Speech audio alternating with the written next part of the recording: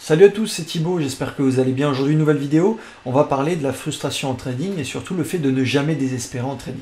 Vous avez toujours sûrement été dans la même position que moi, vous tentez une première fois, le setup ne fonctionne pas, ça avorte. Vous tentez éventuellement une deuxième fois, là ça peut fonctionner ou pas encore. Et puis c'est au bout de la troisième tentative que finalement le marché nous donne un mouvement et nous rémunère sur notre risque. Alors soit on a pris cette nouvelle position, cette troisième tentative, et donc on est dans le trade, mais souvent on a tellement accumulé de frustration sur la première et deuxième tentative que on lâche l'affaire et c'est à ce moment-là que le marché décolle. Et évidemment on n'est pas dans le bateau et on n'est pas dans le train. Donc le but de cette vidéo, c'est vraiment de vous expliquer que tant que vous avez un setup qui répond à votre méthodologie et tant que l'actif est encore dans de bonnes conditions, il faut absolument reprendre une position, même si vous avez une douleur qui est présente sur une éventuelle perte ou un trade qui a fini flat. Donc le but de cette vidéo, ça va être vraiment de vous expliquer, avec certains de mes trades, qu'il a fallu peut-être 2-3 tentatives avant d'être rémunéré sur mon risque. Et je vais vous faire des petits schémas avec un stylet tactile, etc. Vous compreniez le point d'entrée, le point de sortie, le stop loss. Et vous compreniez aussi ma frustration. Mais j'imagine que vous êtes tous un petit peu dans le même cas, puisque évidemment le trading, vous le savez, pour ceux qui sont expérimentés, ce n'est pas un taux de réussite de 90%, ça n'existe pas. Des fois, vous allez avoir des trades qui fonctionnent dès le premier coup, c'est magique, c'est top. Mais la majorité du temps, vous allez avoir un petit peu, ça va coincer, et puis vous allez devoir peut-être faire une deuxième tentative, éventuellement une troisième tentative avant que ça fonctionne. C'est ça le trading, c'est ça la réalité, et c'est ce dont je vais vous parler aujourd'hui.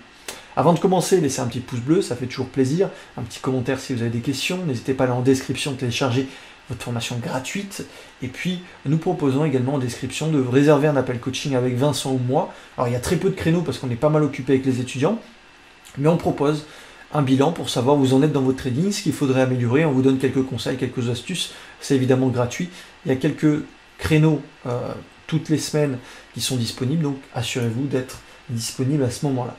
On est parti, une action américaine sur le secteur de la crypto-monnaie, CLSK, vous commencez à connaître mon trading, impulsion haussière, on a du volume, et puis là, on n'a plus d'offres. Ok, on arrive au contact de la moyenne mobile 10, on fait une contraction de la volatilité, une toute petite bougie qui est coincée entre la moyenne mobile 10 et le prix, et on sent qu'il y a une contraction de la volatilité. Comment on peut le voir de façon un petit peu plus concrète et systématique? Eh bien, vous avez les bandes de bol comme ça qui sont à plate. C'est ce qu'on appelle la DMT, la phase 1, une contraction de la volatilité, c'est un range, c'est une contraction du prix. Et souvent est suivi de cette contraction une expansion du prix. Je vous le rappelle, le marché fonctionne de la façon suivante, expansion, expansion, contraction, expansion. Et à nouveau contraction. Okay, donc nous, notre but, c'est vraiment d'arriver à la transition entre la contraction et l'expansion. Donc je prends position à ce niveau-là. Je ne sais plus exactement si j'ai pris des profits, il me semble que oui par là, mais le trade finit flat. Okay. Et là, on est frustré, parce que je sais que c'est un actif qui a de la patate, qui est sous accumulation des institutions. Regardez les volumes, il y a juste à voir les volumes, hein. On est sous accumulation des institutions, on est sur un très très beau setup, donc normalement on devrait y avoir du relais. Il y a un peu de relais, mais ça finit par avorter. On est frustré, on finit flat. Mais regardez, ce qui est intéressant, c'est vraiment de retenter. Ah là là, cette informatique.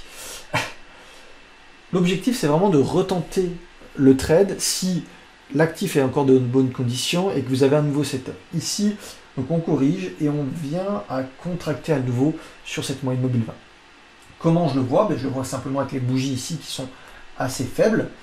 Et puis on a toujours autant de volume. Regardez la différence par rapport à ici. C'est flagrant.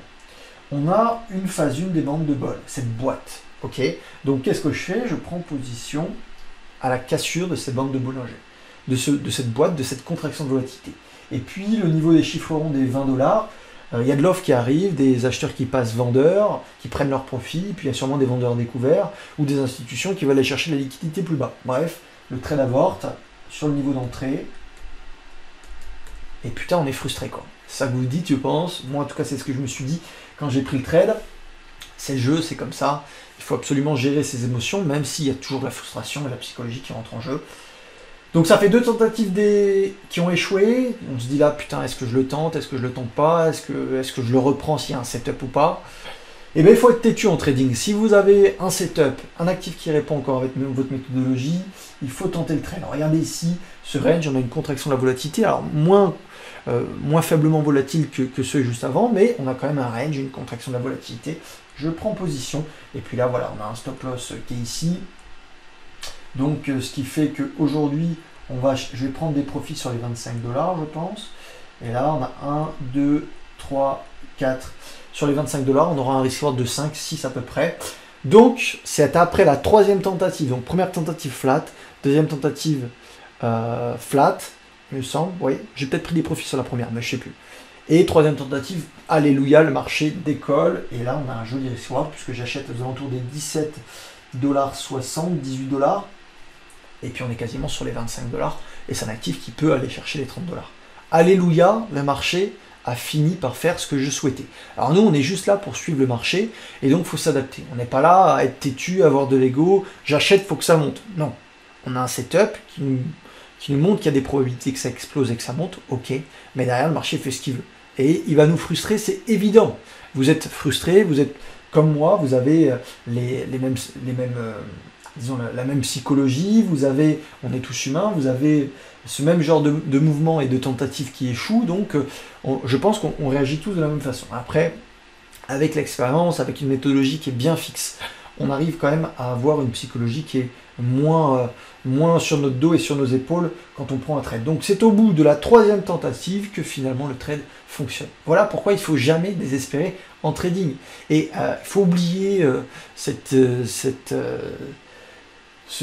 trading utopique avec un taux de réussite de 95%, c'est du bullshit, ça n'existe pas. Alors des fois, là je vous ai pas montré des trades qui partent du premier coup, il y en a évidemment, mais le but c'est vraiment de rentrer dans la difficulté, et c'est là où le trading va nous pousser dans nos retranchements, et nous dire, ben non, ça va pas encore partir, je vais te stopper flat ou perdant, parce que là j'ai fini flat sur tous mes trades, donc ça va, la frustration elle n'est pas si importante, mais si vous aviez fini perdant sur ces deux tentatives précédentes, compliqué après de se dire putain, j'y crois, le marché est toujours dans de belles dispositions, je retente et je reprends risque parce que vous avez perdu 2 fois 1, vous avez perdu 2 juste. Donc là on a quand même fini flat, à niveau psychologie c'est déjà plus facile. Mais voilà, le trading c'est vraiment une guerre entre nous et nous-mêmes. Finalement les marchés ils s'en foutent de si on est là ou si on n'est pas là, on est trop insignifiant, on n'est pas BlackRock, on n'est pas un fonds d'investissement là où travaille mon frère qui pèse 150 milliards, on n'est personne. Ils ne savent même pas qu'on existe. Donc notre but c'est vraiment d'appliquer une méthode, de prendre notre setup s'il est toujours valable et valide, et puis derrière de jouer les probabilités, et des fois il va falloir s'y reprendre à plusieurs reprises. Un autre trade sur CVNA, toujours pareil, même dynamique, regardez ça, grosse dynamique haussière, on a du volume, c'est un actif qui a bien performé en 2023, Carvana. On vient en contact de la moyenne mobile 10, on fait une contraction de volatilité, on fait un range, on casse sur cette mèche, donc normalement vous êtes rentré sur cette mèche, et puis on vient chercher ce niveau-là, et patatras, ça finit flat. Frustré, évidemment. Vous aurez dit, ben voilà, j'aurais dû prendre tous mes profits ici, mais bon, après coup c'est toujours plus simple, au début on n'en sait rien. Qu'est-ce que je fais ? Donc flat, je revois un range ici qui est en train de se former, je prends une tentative à nouveau ici avec un stop loss court, patatras, cette fois-ci je finis perdant. Un flat, une perte. Je me dis putain, il commence à me faire chier ce CVNA. Mais derrière, regardez, on vient en contact de la moyenne mobile 20. Et là on voit un doji, on voit une contraction de la volatilité, on voit qu'il y a c'est des niveaux où les institutions viennent intervenir, donc il faut être assez attentif sur ces niveaux-là. Et on a à nouveau une boîte, une phase 1 des bandeaux Bollinger qui se crée.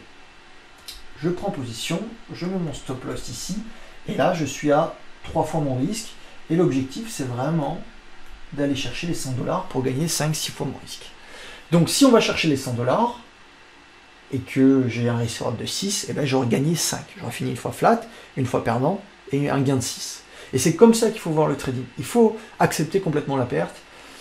Je sais que ça va être frustrant, moi ce que j'aimerais, c'est vrai que j'ai des beaux trades cette année qui ont tout simplement fait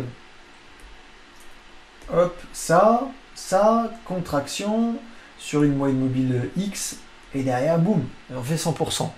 Et ça n'arrive pas tous les jours, ok.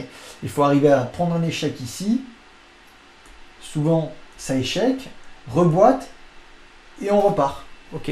Donc la persévérance en trading, reprendre un setup quand votre méthodologie vous l'indique, peu importe que ce soit ma méthodologie, votre méthodologie, un setup, enfin voilà, finalement on travaille tous le prix, donc ça c'est selon vos affinités, mais grosso modo, tant que vous avez un nouveau setup et que l'actif est dans de bonnes conditions, vous retentez le trade, c'est extrêmement important, parce que sinon il va partir sans vous, et vous aurez accumulé une perte, un flat, et en plus vous n'aurez pas pris le mouvement. Okay, alors on va toujours faire des erreurs, on va toujours peut-être des fois mal gérer sa prise de profit, etc.